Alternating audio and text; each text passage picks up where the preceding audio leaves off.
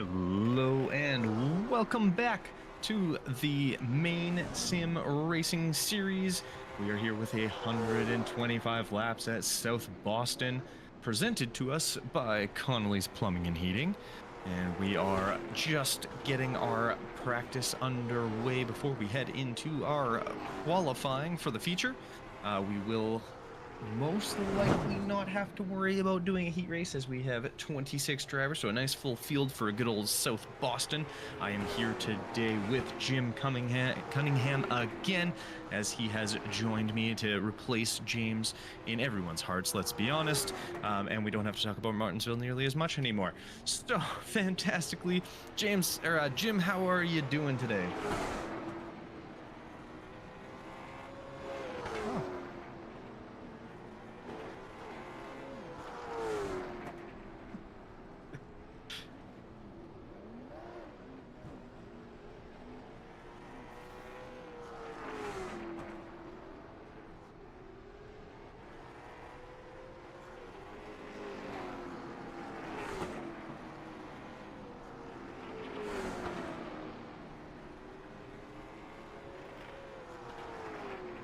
Yeah, very tough track, very interesting track too. I know normally when we go to a lot of these ovals, it's a high bank corner, really low bank straightaways, unless you're, and there are a few exceptions, Dover and Bristol come to mind.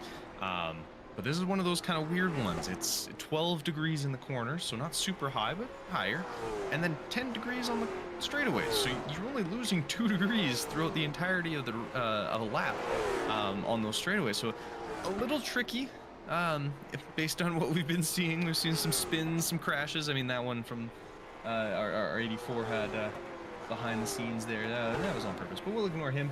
But other than that, like a few spins we've seen throughout practice and stuff getting ready, and I know these guys are usually pretty good for avoiding that, but I think this will be a very tricky sort of setup that we'll have to be doing with. It is a short track, as we said, about and James has it in kilometers, so 0.59 kilometers. So for the rest of the what's more known in where oval racing is a big thing, 0.4 miles there. Actually, funny enough, it says 0.644 kilometers. So either. So it only counts it as 2 turns, though. That's also really interesting. Normally, it's turn 1, 2, or basically a 1-turn thing. But here they only counted it as 2 turns. Sweet.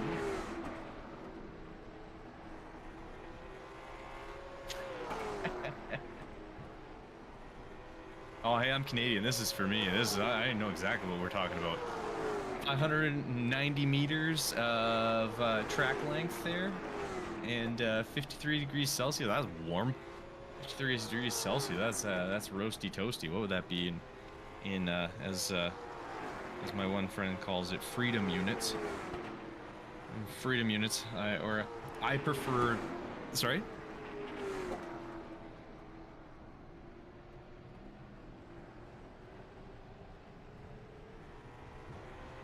There you go. I always prefer, instead of miles per hour, I call it eagle screeches per cheeseburger.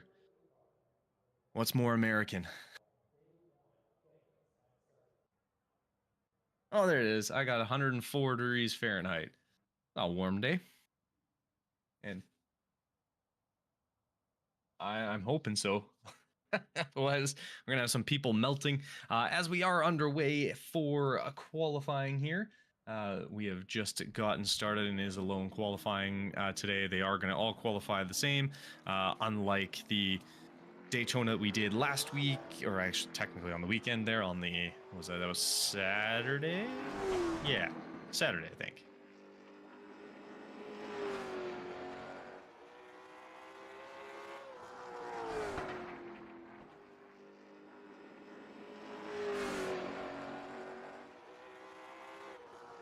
Yeah, Connolly's Plumbing and Heating, as you will recognize the name. He is part of this race. A couple of them, actually.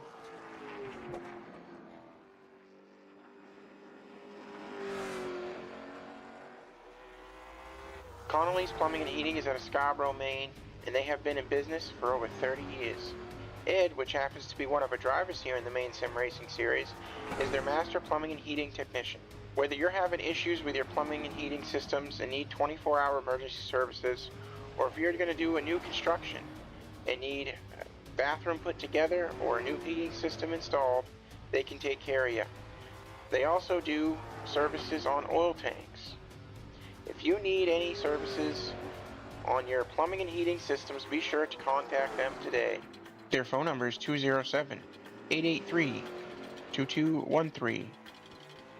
We thank them for supporting the Maine Sim Racing Series, and we hope you can support them.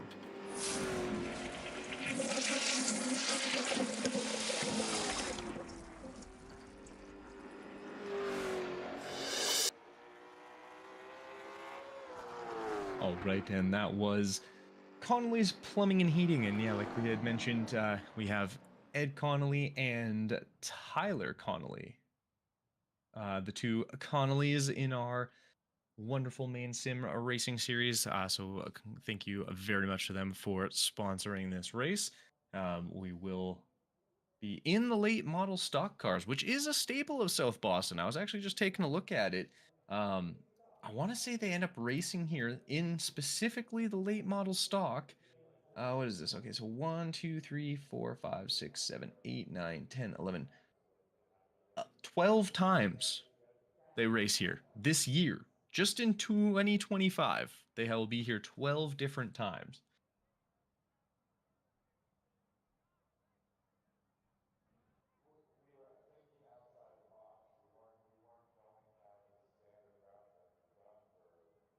So, yeah, they also the limited sportsman is a big one.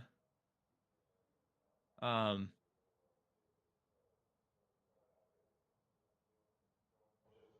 mhm.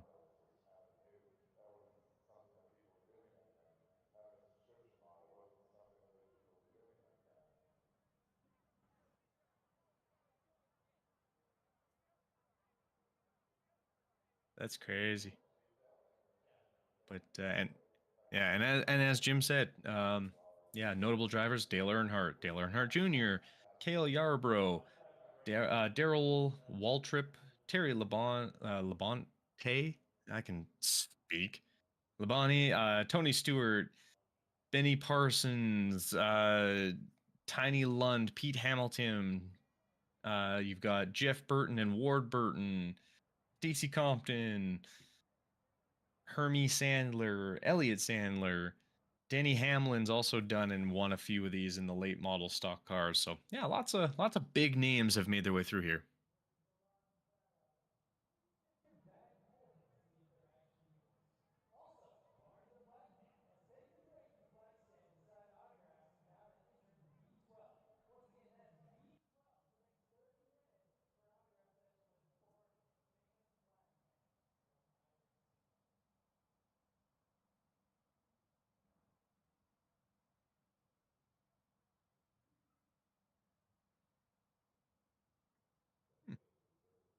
Hey, I mean, it's one of those weird things I find with oval racing is you can do it a long time. Like if you like, obviously you still have to be good, but if you have an iota of talent, you can stick in it in pretty good amount of time there.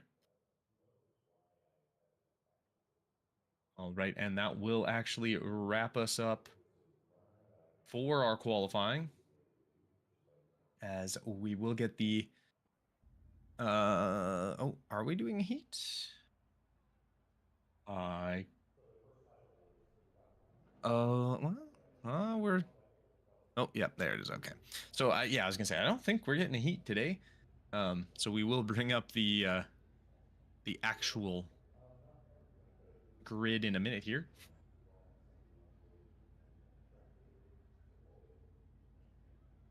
Oh, so I've been just talking to myself. We do. We should get Jim back really, very quickly.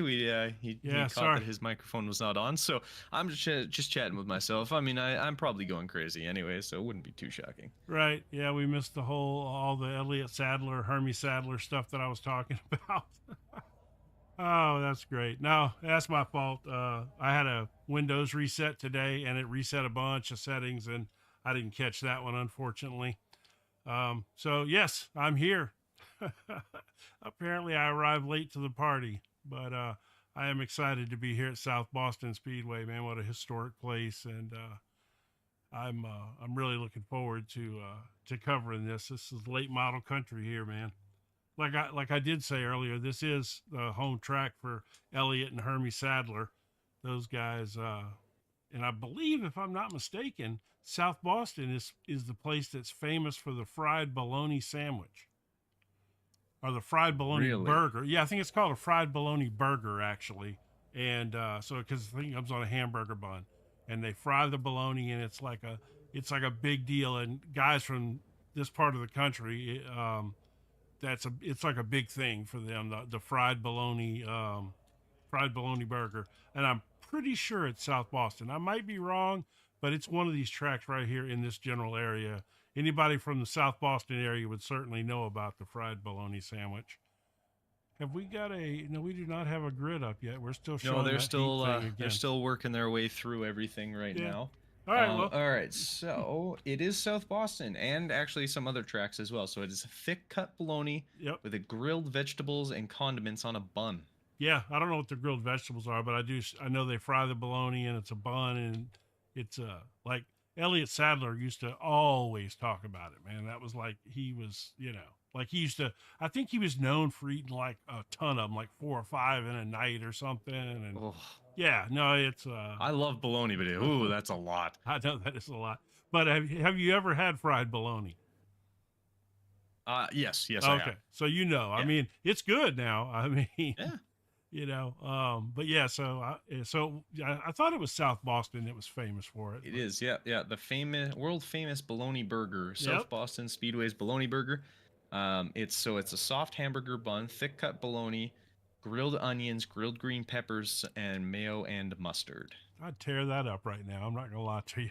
I haven't had dinner yet. They actually, they say it's one of the staples at all of their kind of refreshment stands across the speedway.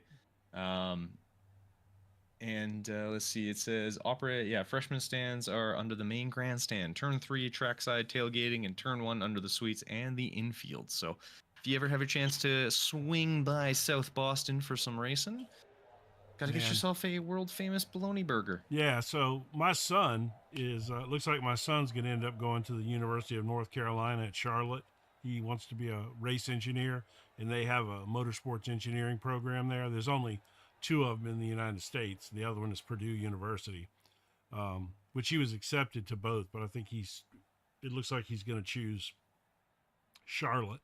So it looks like I'll be spending a lot of time in that part of the country, and being that he wants to be a race engineer, I'm sure we're going to get out on some weekends and go around and check out different tracks and racing within a day's drive or something. So I have no doubt that at some point I will work my way over to South Boston, which I believe is in Virginia, or is it West Virginia?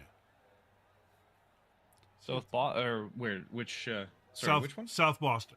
Is it in Virginia or West Virginia? Yeah, which is in Virginia, sorry. Virginia, okay. Which is also weird, because to me, I hear South Boston, and I think Massachusetts. No. Oh, no, South Boston. Well, why would you make sense? I know, right?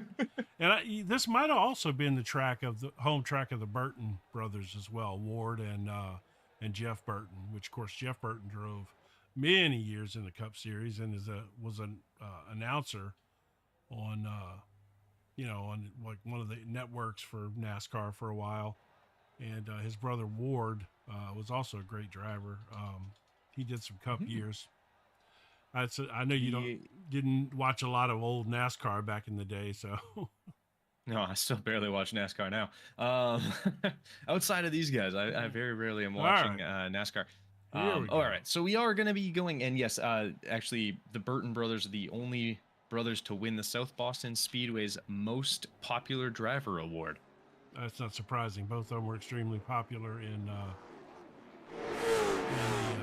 the Cup Series as well. All right, let's see if I can. All right, so we're gonna have a quick little warm up again. Let everyone kind of get the jitters out. Usually they cut this after about 3 minutes. So. Okay. Yeah, we're catching up on. Yeah, now we're catching up on South Boston and its history, which is really cool.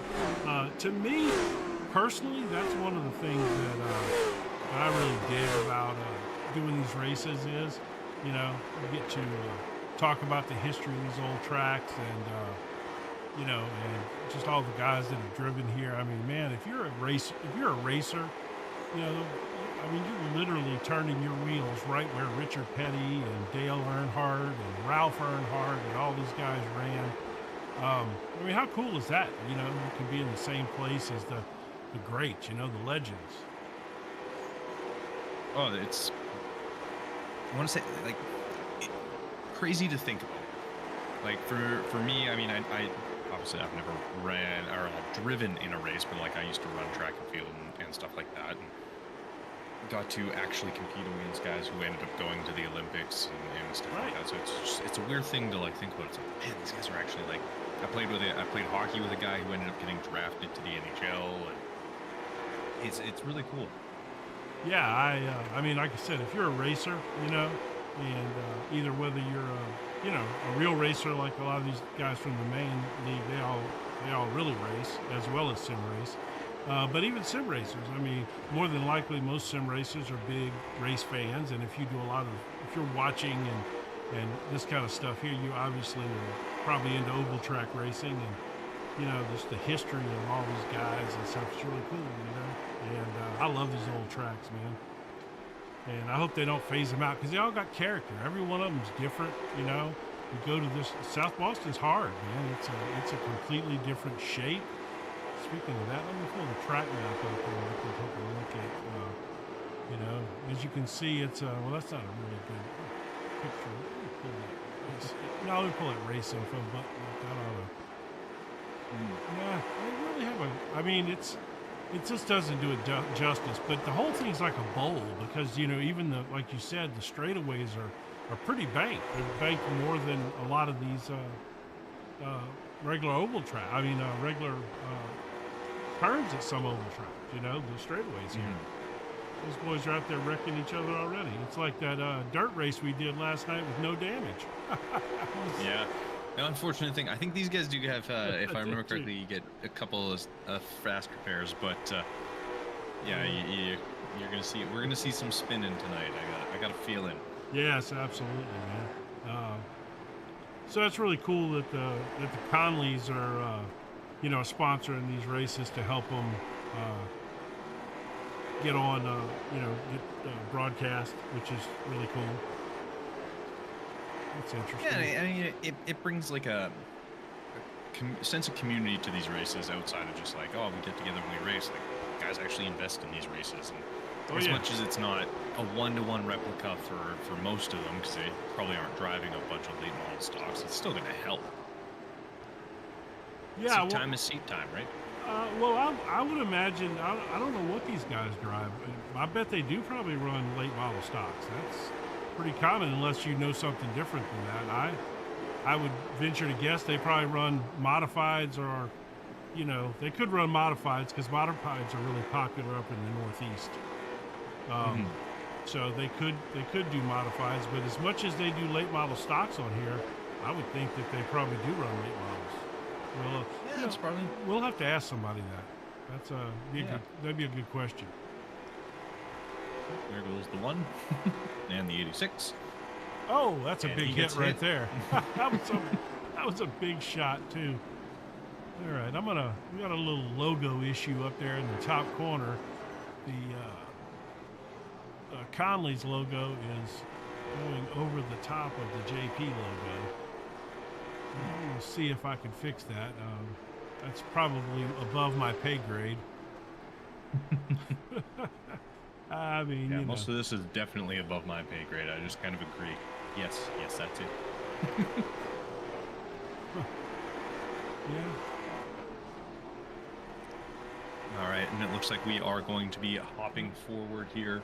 Looks like it's going to have to live like that, but we'll talk about Connolly's plumbing and heating a lot tonight to make up for that as well. All right, let's see if do we have a grid yet? No, we're still finishing warm-ups right now. Old Barney's up there working, man. Strongest right arm in all of the... He does. He does have the strongest right arm around. right as we are now starting to take to the track, and we will get our grid up and going. So out of qualifying, obviously we did not do the heat race, but out of qualifying, Joey Israelison will take P1. Not surprising, he's won many of these currently. Yes. Ethan Guptill is in P2, Tyler Connolly in 3, Adam Jocelyn in 4, Matthew Venat in 5, Brian Conover in 6, Rick Thompson Jr. in 7th, Ben Nile in 8th, Justin Gallo in 9th, Ben Nile in 8th, there we go, Tyler Jordan in 10th, Ryan Maudry in 11th, David Greenleaf in 12th. To be fair, I didn't do it to you tonight. Yeah, this is on me. Thomas Brackett in 13th, Ed Connolly in 14th, Brian Treadwell in 15th, Cody Billings in 16th, Dustin Pickle in 17th, Ryan Neal 18, Gabriel Gooley in 19, Mark Haynes in 20, Roy Sprague 21, Dan DeSanto 22, Matt Mingo 23, Owen Bridges in 24, and then we have Arthur Jordan and Chris Fortier, who Chris Fortier will not be joining. He is going to be race control, so he usually just isn't there. It's part of it, but racing. So that will be our starting grid. A little shocked to see Mingo so far down. Well, you know, it's not that hard to get a bad qualifying lap in here. You can really mess yourself up, especially if you do it coming off turn 4 and on your first lap, and then you end up screwing both laps up, you know, because you don't carry the speed through the line for the second lap, so it can get you. So, you know, it's not that hard, but I tell you what, it's going to be tough. It's a tough place to pass. So it's going to be tough for Mingo to work his way up, for sure. Yeah, so it'll be a very be careful on this, and I think much like this track kind of comes across as we are going to actually be green, so I will talk about that in a second. But Joey Israelison does get the jump like we are used to seeing out of him. Ethan Guptill, though, holding on to P2, Tyler Connolly just behind him in P3. Not a whole lot of moving a little bit down further. David Greenleaf's up 2 spots, Ed Connolly up 2 spots as well. Owen Bridges up 3. Tyler Jordan actually dropped it back to 15 spots, so an unfortunate start for him. Not sure what happened there, but he did not get going super well. Holy cow, yeah, that's definitely a drop. What happened there? I'm going to see if I can find anything while you check out the action on the track. Sounds good. As Israelison is going to still hold on to that lead. We are very used to seeing him lapping around in P1. He usually does. But Ethan Guptill slowly creeping up. He did set the fastest lap there. The only 4 cars under 16 seconds per lap right now for their best laps. Sorry. But he's being consistent within a 100th of a second on that next lap. So driving smart. He's got lots of time. Obviously, with lap 5 of 125. So well, it's easy to, you know, when you're out there towards the front, it's you know, it's a lot easier to control that. I mean, you're not getting checked up by some guy who's entering the turn at a different angle than you do, or, you know, something like that. Yeah, obviously allowing himself a little bit of breathing is never a bad thing. I cannot find what happened to him. Yeah, I don't see him having been given any, like, black flag or anything, so I don't know. Maybe just didn't get off the line well and unfortunately kind of got swallowed up. Yeah, that can happen. Oh, yeah. You can kind of see gaps already starting to form. So we have P1 and P2 Israelison and Guptill there. A little bit of a gap, about 0.6 of a second, so nothing crazy, but then you get a little further back, and it's another, 0.4 of a second behind them. So we're starting to see some spacing showing up on these cars as we get a nice look from the cockpit here of Ethan Guptill, as he is staring at that rear bumper of Joey Israelison, who is led from the jump here. Yeah, in my experience covering the Maine races, we've said that a lot. And definitely a sentence that we don't hide or use sparingly. He seems to always be getting either A, a great jump, or B, in front.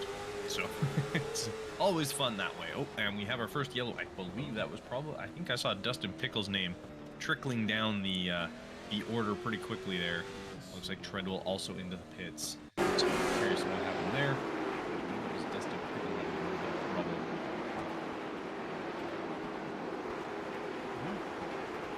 Yep. Oh, there it is. Okay.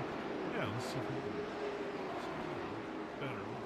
Well, Dustin Pickle was not the cause of said problem, but he definitely was the one, I'd say, most affected by it. Yes, most That's the 48 car.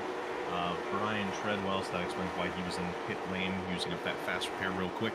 He does get an EOL for that. Obviously, it was Treadwell fault for sure. Oh yeah, Not a definitely. whole lot you can argue on that one. No, that's that was pretty cut and dry there. Obviously, 100% not intentional, but still just So things easy, happen and- so easy at these short tracks, man, for it to step out on you like that. oh yeah. And it's always terrifying because you never really know which way the car is going to go. Because off the snap, it's usually going to go to the inside, but most people tend to overcorrect and you end up slamming into that upper wall. So you got to be real careful about how much correction you put in. Try not to take everybody else out. Yeah, these cars are they're actually relatively comfortable to drive. In the motors they run in these late model stocks, I don't know if like I said, I don't know if these guys run these cars in real life, but the late model stocks have a it's a crate engine. You buy it, it's all sealed up, so it's not a lot of building on the motors and stuff like that. It's meant to keep these cars cost down in them and keep it equal to make for good racing, where it just brings out the driver. And of course, these iRacing cars are certainly pretty equal. At least we hope so. These guys, they, some of these guys can set up cars, man. Oh yeah. As Israelson, shocker of all shockers, gets a great jump. Tyler Connolly, though, did go with him as they were double filed there. Up till not wanting to secede the space there. If he keeps on pushing, it looks like he's actually going to get a little bit on the outside, but carrying more speed, and I think he's actually fully taking that place back. Let's do a little crank it up here and see what this car sounds like.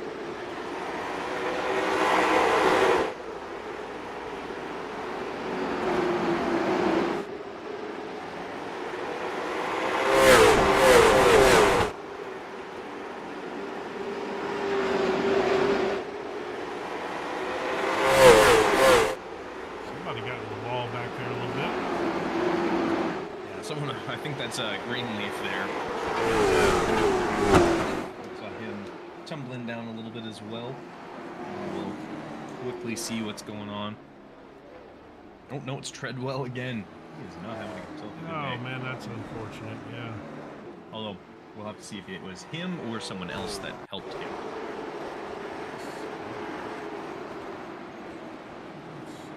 It's the 48 card. Yeah, I clicked on. That was weird what it did there. Okay. Yeah, it never looks to be. I know, right? Looks like the 29 unfortunately got underneath him and just spun him around. Well, and that's definitely not the right direction. Hold on, let's go look at that again. I'm not so sure. The 29 goes under the yellow line. Let me see. Let's go back and look at that one more time. To me, it looked like he spun and the 29 got into him after that, but I might be wrong on that. Yeah, it's definitely a little loose. The 48 was spinning and slowed. I'm trying to get it closer to that. It's so hard with this camera set up here.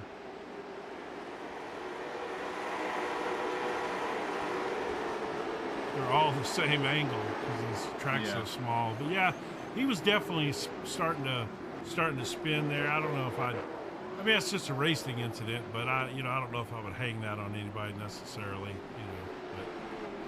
Yeah, it looks, yeah. Well, I mean, exactly. It's a racing incident. It's hard to say. The 48 was starting to spin. The 29 had gone underneath onto the apron. He was under the line, under the yellow line there. So both of them can be to win. Get some weirdness back here. I don't know what happened here. I see anything. It's showing a bunch of incidents. I don't have any idea what it's. Just a bunch of checking up, it looks like. Yeah, okay.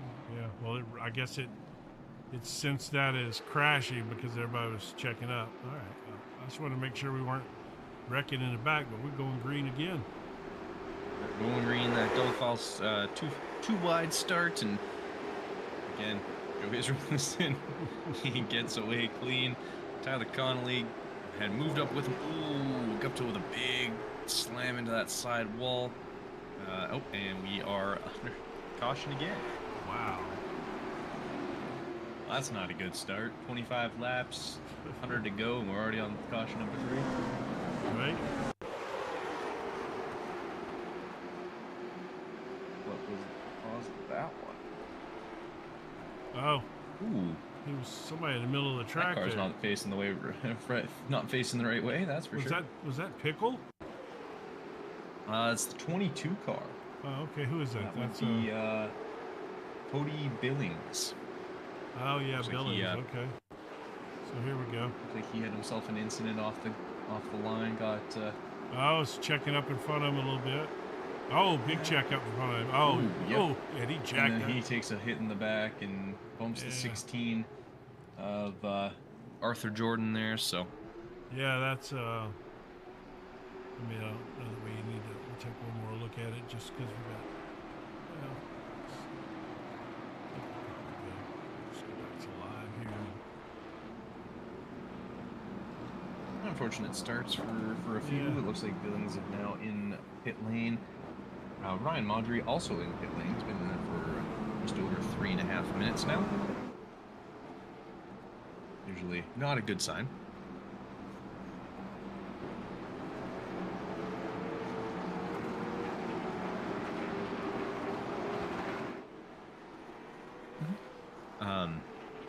Yeah, and it looks like we had the lucky dog going around. That's going to get Dustin Pickle back on that lead lap. He had gone down a lap after his incident there, so he's all caught back up now. Well, I guess they didn't rule that he was at fault there because they wouldn't have given him the lucky dog lead. So. Well, I didn't even see him being. I mean. Oh, he wasn't in that one. Oh, that was the previous one. I'm sorry. All the cautions are stacking up on. They're starting to meld together. Unfortunately. All right, the truck really is are. in, and we are going to be going green. As Rayleigh once again gets a good jump. He goes right with him. Up till now, having to try and fight around that outside. It's really interesting with how banked everything is. I almost feel like the outside line is a little quicker if you're not hitting the wall, which Till just did. Well, and I think you see those marbles building up there. That's gonna that could turn this track into a one groove racetrack because as these cars put marbles up there, if people aren't going up there and running that line and kind of moving those marbles out of the way, it's gonna get bad, and you're gonna get up there and you're gonna get real loose, or your front end's gonna push and you're gonna hit the wall hard, one or the other. So that'll be something to watch as the night goes on, because there's a lot of marbles up there right now, as you can see in this shot, and we're only 27 laps into 30 laps into the race. So yeah, and I'm not sure if it did a reset after like qualifying and the warm up and everything, but yeah, there, you can. I mean, there's a lot of marbles. You can see him kicking up a little lower into the corner already. Especially right in front of you. Yeah, that second outside lane starting to catch a few. And the last thing you want to do is pick up a whole bunch of marbles as you're trying to drive there. So, all right. Let's go back here and see what's going on in the field. We got a lot of action going on back here. All these guys are battling hard. This going too wide battle here. What is that? That's Ben Nile and Jocelyn? Yeah, I was going to say it's behind Ryan Kahn over there, Ben Nile and Adam Jocelyn, as they are, I apologize in advance, jostling it out. That's a good one. Yeah, that's a good battle right there, though, man. Those three cars are getting after it. Oh, yeah, they're definitely putting that work in there. So is not that giving up any space, though? That looks like the 83, that 83 car. Who is that the outside line?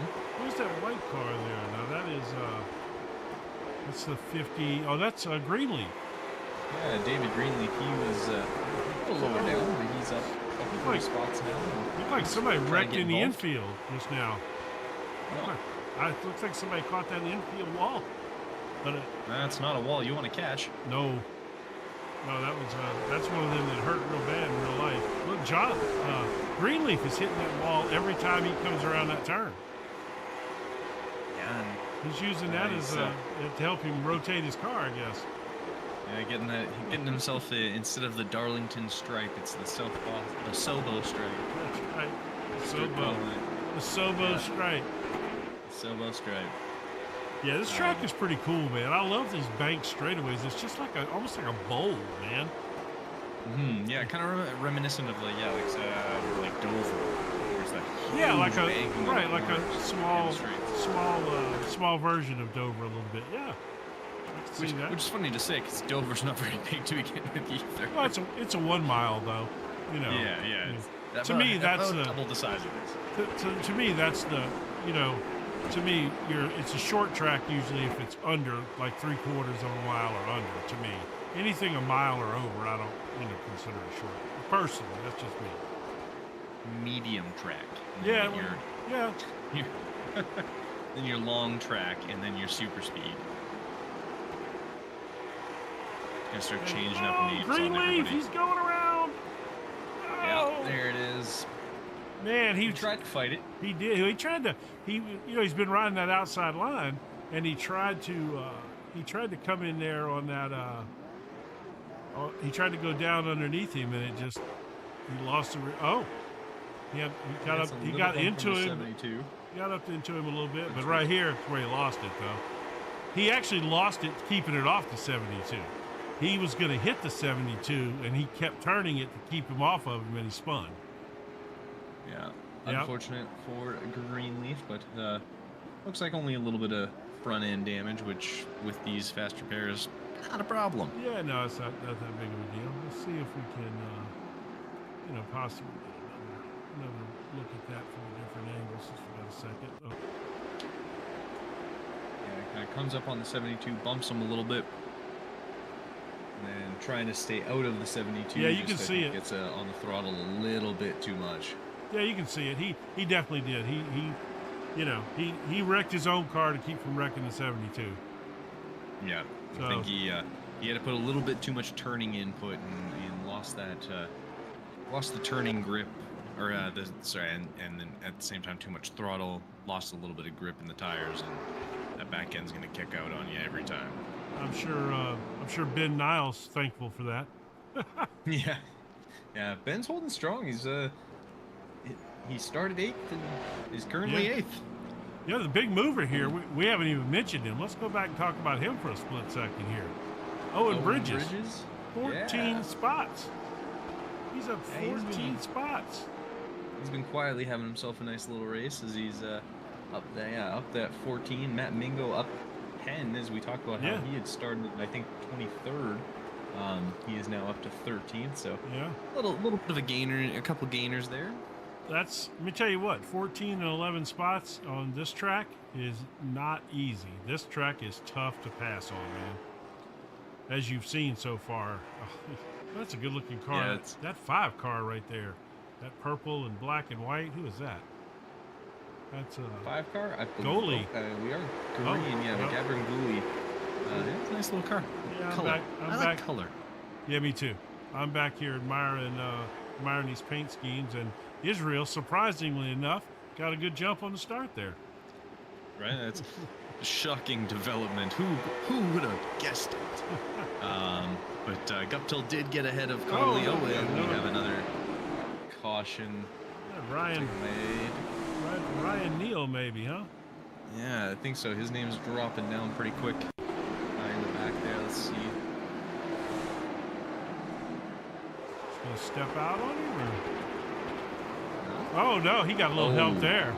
Oh! I think he braked a little harder than I think the car behind him was expecting, and unfortunately just right into the back. This happened behind him, I guess. This is the 59 of Roy Sprague.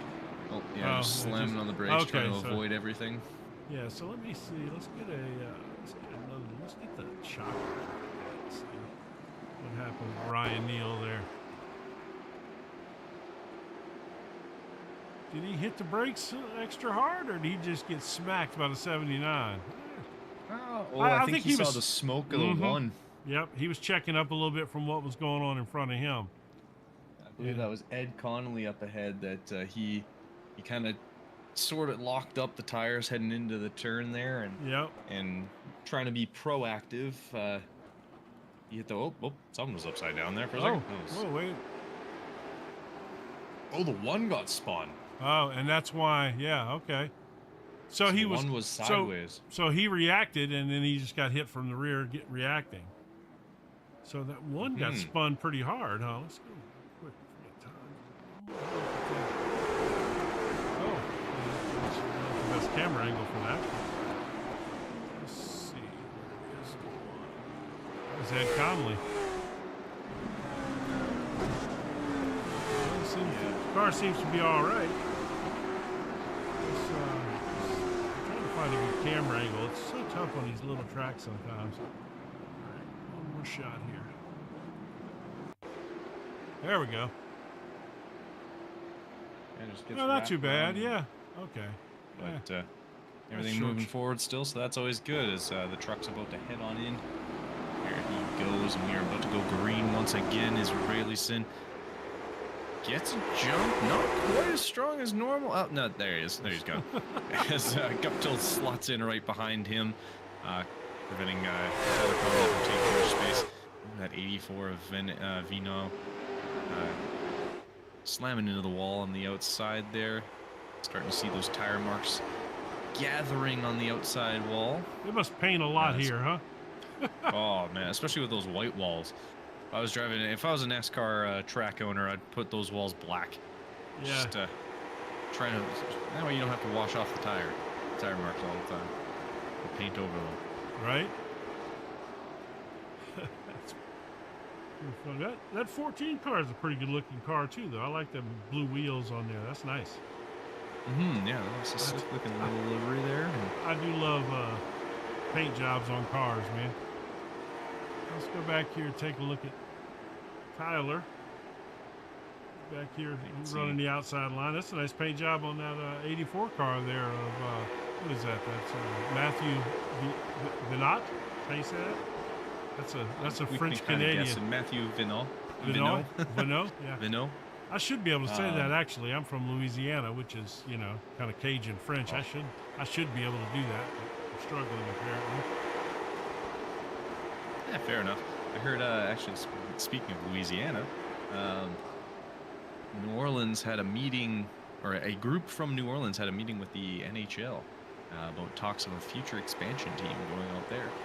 Oh, man, I'm going to be, oh, my goodness, look at this. Tyler Connolly got jacked up there. Yeah. No harm, no foul. Let's keep racing. Yeah. Everyone's still moving forward, so we're going to ignore it and pretend it never happened. The one downside that I find with these cars is that their back end sits up so high that if you brake at all and the car ahead of you, and you bump the car ahead of you if they've braked or even if they haven't, your nose dips right underneath there, and you just the back end of that car is just going straight up. No bump drafting. No bump drafting here. No, that's it's going to be a pain to try and bump draft, which is why they're sticking to the short track stuff. And you're not going to see these cars enjoying Daytona bump drafting too much. You can see a gap starting to form now, about 1.4 seconds between P2 and P3. Yeah. So Israelson and Guptill, they're just gone. Yeah. Off doing their own thing. Israelson's actually gone to the high line. Guptill got underneath them. Not sure he's going to be able to hold it, but he is starting to kind of create the opportunity, which not a lot of people can say they've done to Israelson. No, that's a very accurate statement there.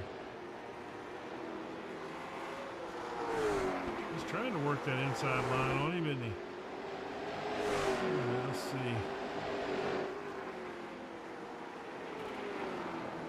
I have no idea if this is going to work or not.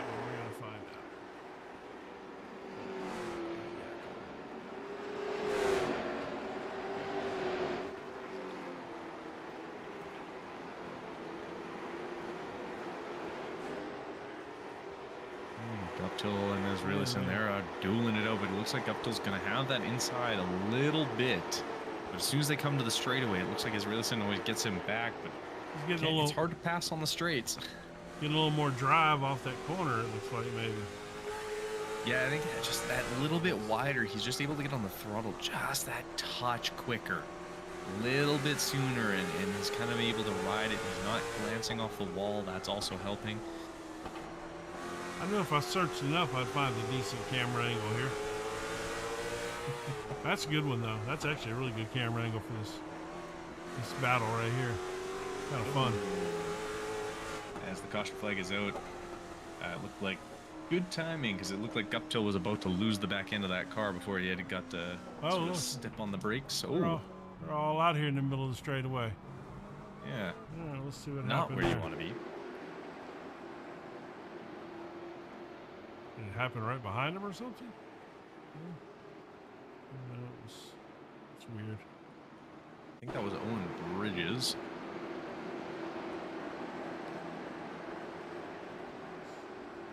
Neil here showing us what was happening. Oh, he got bumped. Man, that's like the second or third time he's got spun from behind.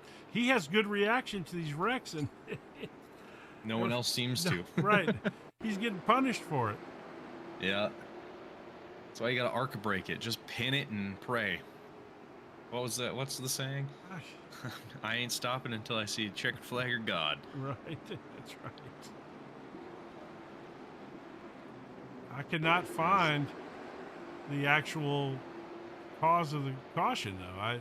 I'm not finding these cars that are spun in the straightaway. Every indication it's given me is not showing me, unless it was late, like after the fact. Might have been, but yeah, hey, no, yeah. There's the 59 of Bridges there. Yeah, that's just. Or sorry, not Bridges. Royce Bragg. Not sure what happened as he came off the corner. Oh, it looks like the 22 of Cody Billings. Yeah, they're all just avoiding the 26 there. Okay. All right. That wasn't. It wasn't as exciting as I had hoped. Well, I guess not hoped it would be, but I was looking for something a little more exciting. They're all scrambling back here to get lined back up. Coming out of the pits, get their fuel. Yeah, so that's going to really switch things up here. So what's also going to change some things is Joey Railson. Yeah. And Guptail. He was involved in that one, so he's now down in P7 as we are going green here. Ben Nile on the inside there. Oh, instant caution. Yeah. That was quick. I don't even know what just happened. That was so fast. Arnie didn't even have to lift up his arms there. Just gone and gone. I think David Greenleaf was involved. Unfortunately, he's tapped a couple of walls tonight. Mm-hmm. But he is back in pit lane, so I'm assuming something happened with him there. Oh. Oh, man. What was that? Yeah, the big checkup on the car ahead of Thomas Brackett, 31 here, and then unfortunately Greenleaf just really had nowhere to go. Yeah, they all start going, and then the 26, he's been involved in a few things. Several. He kind of just stops going. Brackett hits the brakes right in front of Greenleaf, and Greenleaf has nowhere to go, so he goes right into the back of him, and unfortunately Brackett bounced back off the wall and right into the side of Greenleaf. Yeah, that's well, it's really unfortunate for the 31 there, Brackett. You know, really nothing he could do at all, and he just got smoked into the wall. Yeah, a rather unfortunate start for him. So you're talking about Mingo, how shocked you were he was at the back. He's not at the back anymore. Doing okay. Yep, he's doing all right now. He's not at the back anymore. And we do have Arthur Jordan in the 16 car is ahead of everybody. I'm assuming he's going to get a wave around. There he goes. Yeah. So that's a unfortunate spot for him. That'll help and prevent him from being a lap down. So we got Mingo there in that Bingo's barbecue car. I remember talking about that one last time. Makes me want barbecue, and I'm from Texas. Yeah, we got the Bingo's barbecue car, and then we got a green flag as well. And I remember there's the 84 car's got a fun one as well. Oh yeah, is that the Crab Shack one? Yeah, the Crab Shack. Actually, Big Dick's. Big Dick's Crab Shack or something like that. Big Dick's Crab Shack. I actually put that livery on on a car that I was playing around with sometime this week. I don't remember what car it was, but I ran across that livery and traded paint and slapped it on there just because of this race. I mean, it's good stuff, man. You just gotta. No, it's awesome. Gotta. All right. Well, it looks like actually we've lost a couple of racers so far. I think Kenton and no longer racing, but obviously that means we've got 19 to go. Oh, sorry. Ryan Neal is still driving. He's currently in 21st. He will make his way as he's a few laps down to catch up again and pass David Greenleaf, who has had it for the day. His car is done. He's just... I feel it. He was involved in a lot, unfortunately. Just had a bad day. Oh, Mingo almost spun Guptail right there. And Guptail found himself right in the wall. And then the 84 of Vino makes his way around. Right. Gets up on the inside. Matthew. Matty V. Oh, man, they are bumping around up there a little bit. Yeah, gotta get those reinforced chassis for the short track driving. Let's see what Mingo's seeing. Man, he is working. He is sawing on that wheel in there. Look at that. Yeah, that's something I need to do. I've got a formula wheel, so driving ovals is quite interesting. Yeah, you gotta get you a round wheel, man. It made Daytona very, very tricky. Oh. To be holding that wheel the whole time. Oh man, who is that coming up on the inside? Man, Mingo is going backwards though, man. He is back in 8th place already. And that's Tyler Connolly. Tyler Connolly, they're about to get by him, it looks like. Yeah, see, he's up on that inside, and there he goes, right ahead of him. So that'll be Tyler Connolly making his way back up to the front. Joey Israelson, I know we talked about how he was in P8. Well, he's P5, so really making his way up as well. So we got a decent battle going on up here. We got, is it Ben Nile on the outside there? Yep, Ben Nile on the outside in the 72 car, which is has a 14 on. No, sorry, no, Guptail. No, Guptail. On mine, it has a 14 on his car as well. That's why I was like, what is happening? He's got a different livery on mine than what you're showing. So that's what threw me off. I was like, what's happening here? But yeah, so yeah, Ben Nile there. You've got Matthew Vino, Ethan Guptill, Rick Thompson Jr. In that 70 car. He is the nice red and black. Yeah. He's currently right behind. Lead, but it looks like Guptill's trying to make a move. And wow, Guptill got right underneath, and the epitome of if gap car. He definitely found gap, placed car. Yes. Yeah, that was a nice move. He powered under. His car was hooked up right there. Yeah, he definitely had it placed perfectly. So Ben Nile hasn't pitted yet. Yeah, I'm curious on that. He's probably going to pit now, though, as we get another yellow. I believe Gabriel Gouley. In it for sure. Let's see what maybe we got Mark here. Haynes as well. It's a little bit. There it is. Yeah. Okay. Yeah. Yeah, the 79 there. Oh man! What a shot! Holy cow! Who is it? That's how the midget cars are made. That's right. That's right. Who was that? Took his front end off pretty good. I believe that's the Gouley. 5 there. That was Gouley. Yeah. Man, I get another angle on that one. I want to see that again. Gabriel Gouley. Let's see if 79 is going to want to use probably, or at least think about using one of those fast repairs. That nose is pretty banged up now. As is Gabriel Gouley. Yes, I would think. All right, so let's see here. So we got Mingo. That's Mingo there. Oh, okay. So Mingo got spun, and okay.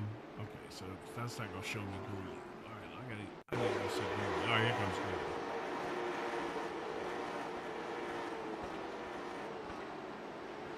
He's got the hammer down. He's hooked up, and oh, there it is. Holy cow! Hey, man. He just wanted to see what his floor he was running. See what kind of gears do you running in that rear end back there? Yeah. Wow. So it's the new way. That's how you get your extra info on your opponents. Just drive right underneath them. Then he hits him again for good measure, pulling off. Oh man, I know that's not funny, but wow, what a crash that was. And his whole roof's jacked up. Look, windshield things all messed up. Oh, that's funny. He has the tire imprint and everything. Yeah, I know, right. And we are on lap 96, though. This is cruising by as we are heading green as the safety truck is in. And Ethan Guptill gets a great jump. He takes over the lead. He does have Rick Thompson Jr. just behind him, Matthew Vanot, and then... that's Tyler Connolly on the outside there trying to... Oh, yeah, Tyler Connolly trying to make a move there. It looks like, oh, he gets just kind of an excuse me, please, and shoved up into the wall there a little bit, but staying the same way. Let's see, we got, we got Jocelyn back here in fourth place now, too. Yeah, and once again, Israelison is now a lap down. What? Yeah, he's a lap down, and I don't see his number moving. Oh no, that's unfortunate. It looks like he had connection issues and dropped out. Oh no. Due to upload packet loss. So he dropped down, so he's going to be about 3-ish laps down currently, so that'll probably be his night. Unfortunate for him. That's not good. But Ethan Guptill he's having himself a fantastic little race. And, good run, yeah. Stayed out of trouble, hasn't had any issues, and finds himself now in the lead, being chased by Rick Thompson Jr. and Matthew Vanot. Well, I tell you, they got their hands full. Back there, you got Jocelyn back there, chewing on the back bumper of Matthew, since I can't say his last name. But I really can't. I can't for some reason. But no. Yeah, I'm struggling. I'm struggling with that one. I apologize, Matthew. I really should apologize to everybody from Louisiana, too, because as somebody who's been around French Cajuns my whole life, the fact that I can't say that is really bad. I might mix up it. I might lose my Cajun. Tell me I'm wrong. Yeah, I know, right? I might lose my Cajun card for that one. We might get to interview him if he stays where he's at right now. Yeah, we'll make sure to ask too, just to be sure. And yeah, if you lose your Cajun card, do you have to make like a really good jambalaya to get it back? Well, I can cook now, that's for sure. I owned a restaurant, a Cajun restaurant before I retired, so I've so yeah, you will. Okay. Been doing a little cooking my whole life. So what happened here? Ryan Neal. Let's see. Oh, this poor guy, man.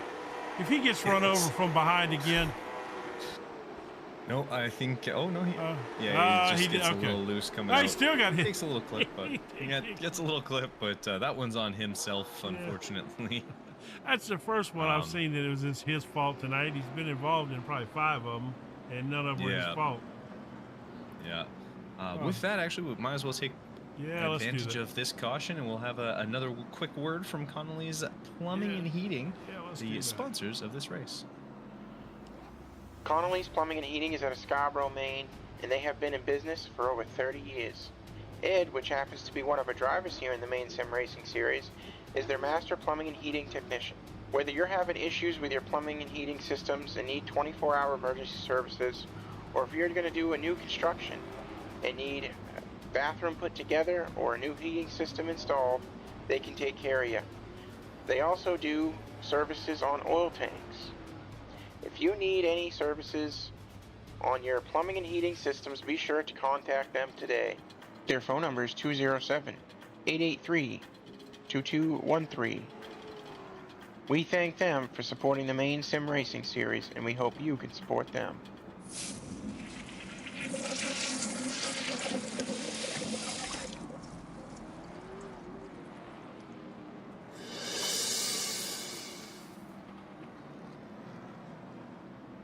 All right, and once again, thank you to Connolly Plumbing and Heating for sponsoring this race, the fantastic Stobo 125, as we are 17 laps to go. Lights are out on that pace truck, and we are going to be going a green very shortly here. See that hard left, that wonderful pace truck. Oh, some bumping already going on. So checking up as we are green. And there we go with the 14 of Ethan Guptill taking lead. Rick Thompson Jr. just behind him. He has closed up that space now. They're a lot tighter as we are back underway with 16 to go. Getting into the final stretch of this race. They're going to be flying through these laps, hopefully, avoiding as many incidents as possible. There's a car around back there. Yep. I just saw that. I was like, oh, why'd you do that? Too quickly. I shouldn't have mentioned it. I think it's that 43 is going to go around, if I'm not mistaken. It looks like he just kind of loses it himself. I'm not quite sure he took too much of a bump on that outside, but yeah, no, it doesn't look too bad. Went around. All right, I'm going to get you set up here on the pace car. Back on the leaders. I really wish we knew what kind of truck this is. It kind of looks like a GMC, maybe a Chevy. Could which be. is basically the same thing. It's got right, the square wheel wells. I'm gonna see if I can figure this little camera thing out real quick. I'll be right back.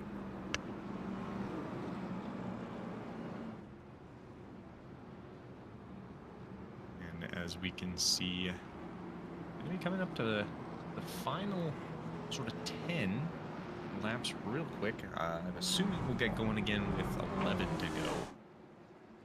We shall see. As we can see, the 22 there getting his wave around. That'll be Cody Billings. That's actually going to put him back up onto the lead lap. Best chance of having a win is if you're on that lead lap. As soon as you go down, that's kind of a lot tougher, as Dustin Pickle is in the pits. We are still got those lights on, so not quite going to go green. And let's see.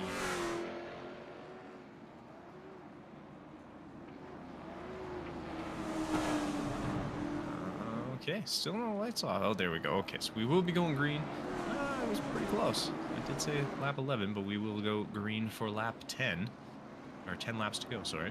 Not lap 11. 10 laps to go is when we will go green. And then it'll be a straight shot right to the finish, hopefully. Ethan Guptill having himself a phenomenal race today. Rick Thompson, Matthew Vinaugh, Adam Jocelyn all up in there. Alec Connolly, an outside shot as well, even though he's in P5. It is hard to pass here, as we've seen. It looks like he is going to step out, as he's going to have to go to back of line. Another check up there. Looks like Rick Thompson a little slow in the 84 of Vino. This would have been a great caution flag to play another Connolly's plumbing and heating commercial. It's a long one. Gee whiz. Yeah, as we do go back green, I think it was because Matt Mingo got an EOL late in that, so it kind of threw things off for a minute. But Guptill does get off nice and smooth. So Rick Thompson Jr., that's going to bring out another yellow. Oh, that's going to take out half the field. Oh, man. Big wreck right there. Yeah, it looked like Rick Thompson Jr. kind of clipped the wall, and Matthew Vinaugh had to slam on the brakes a little bit, and everyone who was behind him. All right, so well, I don't even know where this started. So right up here. So yeah, Rick Thompson Jr. on the top, on the left of the screen. Well, he kind of has to causes a checkup, which then takes out the 83, man, which then takes out everybody. Holy cow! All right, let me see what angle we hold. That was back of Rick Thompson Jr. is probably your best angle. Well, let's see. Big you can see Try Rick to on the far left in the 70, and then Matthew Vinal gets going, and then is like, oh, can't go there, and then tries to come down. Unfortunately, the 83 was right up on the inside of him, and that's kind of all of the cars. Man, that is crazy. The 43 and Ed Connolly make contact with each other again. I'll be curious on how they score this one for the stewards, and thankfully I'm not one of them. Oof, yeah, that was a big hit on the 97 there of Brian Conover. Yeah, I'm trying to find something that puts me looking at the front of those guys. Who was this? Was it the 70 car you said? Yeah, the 70 car, Rick Thompson Jr. He was he didn't pause it, but he had to kind of make a move, and unfortunately for everyone else, it looked like Matthew Vinal just wasn't quite, or he caused more of the checkup after Rick Thompson there. Let's see if I don't think this is going to give me what I want.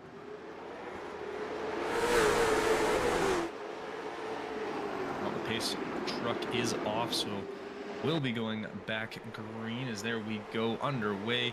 Guptill does get a phenomenal jump on the start. Rick Thompson Jr., Matthew Vinal all up there. And we can see on the outside Ben Nile in that 72, the orange car on the outside, has started to get up his way and is passed for now. And it looks like he's going to hold on to that. Oh, never mind. Oh, and we have another caution. Do you know if they Free to go. Is it a green-white checker here? Is that what they do, or? I think they have one. Okay. Maybe two, but I think they only have one. So what actually caused that caution there? Do we know? That I did not see, unfortunately. Oh, not getting any. Oh, somebody was in the back. Somebody in the background there. Is it Gabriel Gooley? It doesn't show me. P6, so. It doesn't show I'm me not sure who anybody. This is weird. And then it showed Tyler Connolly crashing, coming out of the pits. Look at those marbles, man. Those are brutal. I guess maybe it just because he was going so slow, the system picked him up as crashing. I can't figure out. The system never registered the guy.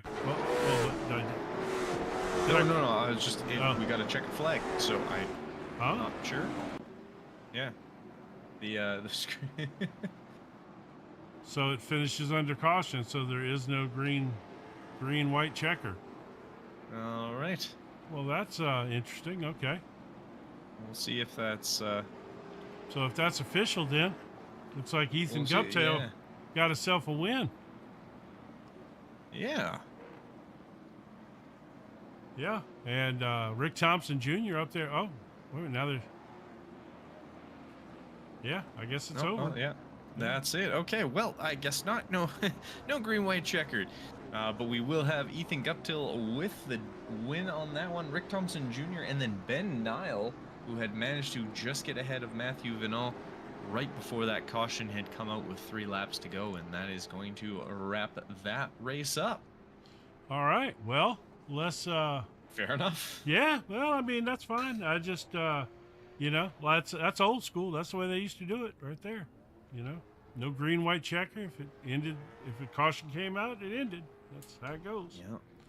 All right. Yeah, so sometimes that happens. So we will start it off with our P3 as we'll watch the donuts of. Ooh, not the prettiest of donuts. But we will bring in Ben Nile, who finished in P3 there after I don't want to say lucky, but he was able to just get ahead of Matthew Vinal right before that last caution there to seal himself in that P3. Ben, how was the race for you? Well, kind of interesting. Wanted to hop in here and have a little fun tonight. Been having a couple of bad nights here in a row, but I was able to get the 3-2s Racing, TMB Transport, Gunslinger, E-Motorsports Designs, Toxic Media Solutions, Chevrolet up into the top 3. Definitely think I had the speed to win it, but I'm happy with the top 3. Yeah, it's hard to argue with the top 3, and I think that's the smoothest sponsor roll-off I think I've heard all season. Yeah. So I got a question for you. You guys all race in real world, right? Y'all, most of you guys all run short track racing. Quite a few of us. Yep. Yeah. And what do y'all race? Late models? I race a late model at Wiscasset Speedway and Speedway 95 up here in Maine. Yeah. I know Ethan Guptill, the winner tonight. I believe he's running crate modifieds at Wiscasset this year. Mm-hmm. Rick, our P2 finisher, I know he races super streets and street stocks over at Oxford. Adam Jocelyn, I know he races carts around Maine. A couple others in here I'm not 100% sure about, but I know those ones for sure. Yeah, that's cool. So, you had a good race. I mean, like you said, you thought you had the speed to get up there. If that caution had to come out and you'd have had those 3 laps, you got by Vanneau there with, right as that caution came out, you might have had a shot maybe catching Rick, huh? Oh, no, I know I would have got by both of them. But, it is what it is. We'll finish off the P3 very happy. That's right, yeah. Well, you had a good run tonight, and I would ask you if you got anybody you want to thank, but sounds like you got them all when you came in. Good job, man. Someone well-versed in doing it. Yeah, that's good. No, that's a good job. And that's good looking car, too, man. So, yeah, congratulations, buddy. We'll see you next week. Alrighty, and with that, we will bring Rick Thompson Jr., who every time I see his name, I just want to call him RTJ, just for funsies. But Rick, how was that? A lot of cautions, hard to get into a sort of a rhythm, but how'd that feel for you? It felt like South Boston. Yeah. No, I mean, I figured it was gonna be like that going into it, because there's no room to really avoid stuff, and it's such a short track. You check up, and there's not enough room. I mean, that's why I end up letting Guptill take the lead. I told him in Discord, I'm like, dude, I don't want to mess us both up and lose the top 3, and it just makes more sense to let people go and ride, which a lot of people didn't understand that tonight. Yeah, the poor 26 car got every time he checked up to avoid a crash, seemed like he was getting taken out. Yeah, shout out to Ryan Neal on that one. He's a trooper for sticking through it. Man, he literally got hit like 5 times, and like he would react good to something in front of him, and he would get he'd get popped from behind every time. Yeah, I felt bad for him. I'm sitting there, we were in Discord together too, and I'm like, I don't even know what to say. The last one, we were looking to see if he got hit again, and that was the only one tonight that was actually his fault. He kind of lost his tail end there a little bit, and rear end stepped out on him. But yeah, he had a rough night, man. Poor guy. So I think a lot of guys did. So we were talking with Ben about you guys in real life racing. You do what do you do? You race street stock or? I race the late model Sportsmans right now at Oxford. Oh, okay. We're going to be trying to run the Past Modified Tour here this season for the Rookie of the Year. Just waiting for everything to fall in place with that. Oh, nice. All right, yeah, that's fun, and you get to do the little sim racing on the side. You think this helps you in the real world? It definitely keeps my mind locked into where I should be. Because I mean, there are a lot of guys that take the winter off, and you can tell season opener they can't push the gaps that they should, and they're sliding up and brake checking people, and I feel like this keeps you in the headspace. Of course, it doesn't give you the feel of the car, but you got enough of it with visual. Right. Yeah, so that's cool. Yeah, that's kind of what I figured, and it's fun to ask guys who really do race, if it really helps, and I would think it does. So I feel like it helps consistency too.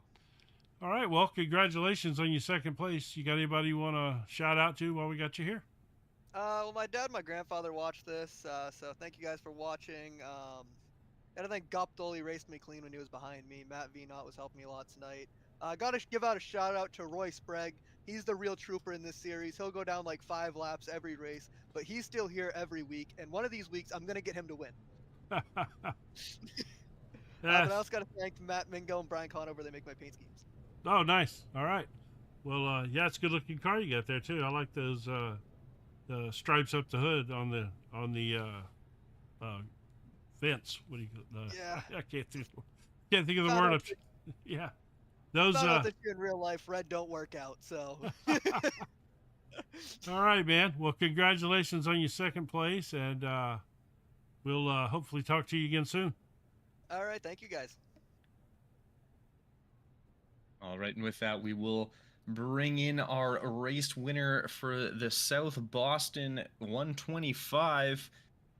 He 100% was the force to be reckoned with. He kind of just stayed up with Israelison, let Israelison do his own thing, and then took the lead and never looked back. Ethan, how was that one for you?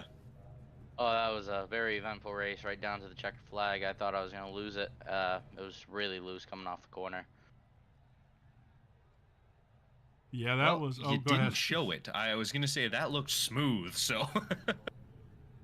Yeah, it felt good, but like I said, it felt a little loose. I thought I was going to lose it to Rick. He's definitely a force to be reckoned with, as well as Joey. They are not slow people to beat. Yeah, well, looks like Joey might have had a some sort of connection issue or something. And Yeah, I saw that. yeah, he dropped out. I think he'd gotten back up to fourth place after his pit stop, and all of a sudden he was a couple laps down. So that was a tough break for him, obviously. And we were talking to the rest of the guys here in the top three tonight about what kind of racing they do in real life. What do you run in the real world? So right now I have a mini stock that I race all around New England, as well as a six shooter. But I am set on buying a crate modified to race at Wiscasset come this summer. Nice. Just looking for sponsors as of now. Yeah, well, keep putting your car up front here. Be a good start. But yeah, that was this crate. That's fun. That's a fun series up there. They do a lot of those crate like modified and crate late models up in the Northeast, huh? Yeah, it's definitely very common up there. The modified's not so much, but late models are a big one up here. Oh, okay. They don't run the late models too much. Back in the day, I know they used to run a lot of modifieds up there, but I guess that's Yeah, the modified's kind of been out, kind of moved out of New England, more just down south, Connecticut type thing, oh, okay. and way farther down south. Yeah, that's all. That's funny you say that. Way down south to Connecticut. I meant farther down than that. So Connecticut's about the closest place that runs them. That's pretty funny though, from a guy from Texas, for you to say way down south in Connecticut. That's great. My wife's from Connecticut actually, but congratulations, man. You had a good win tonight. That was a nice run to get up front, and you and Rick had a nice little back and forth there a little bit. So anybody you want to shout out to while we got you here? Yeah, I want to thank Turn 4 Automotive, Rodney's Repair, OB Builders, Rockingham Boat, and I want to thank my dad and my grandparents. That's about it. All right, man. Well, congratulations, and I'm pretty sure we'll be talking to you again soon. Hopefully. That's right. All Thank right, you, man. guys. Congratulations. All right, and with that will bring a close to the South Boston 125, sponsored by Connolly Heating and Plumbing. So, fantastic day, great driving, and I believe we will be back at, let's take a wee gander, I think we're going into the modifieds. Oh, nice. For our next race. Nope, I am incorrect. Like normal, not surprised. We are actually staying in the late model stock at Southern National Motorsports Park. The week after that, we are going into the modified Triple Crown. So for February 27th, Thursday, February 27th, sorry, we will have a points race, 100 laps around Southern National Motorsports Park. So hopefully we will see you guys all then, and hopefully we will have a fantastic time hanging out with you guys for that.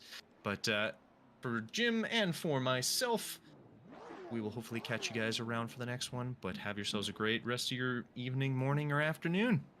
And hopefully we'll see you out on the track sometime.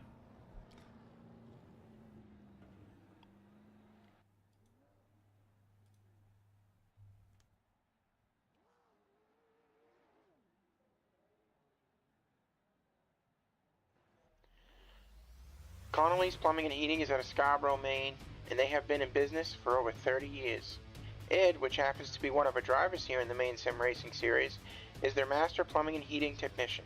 Whether you're having issues with your plumbing and heating systems and need 24-hour emergency services, or if you're going to do a new construction and need a bathroom put together or a new heating system installed, they can take care of you. They also do services on oil tanks. If you need any services on your plumbing and heating systems, be sure to contact them today. Their phone number is 207-883-2213. We thank them for supporting the Maine Sim Racing Series, and we hope you can support them.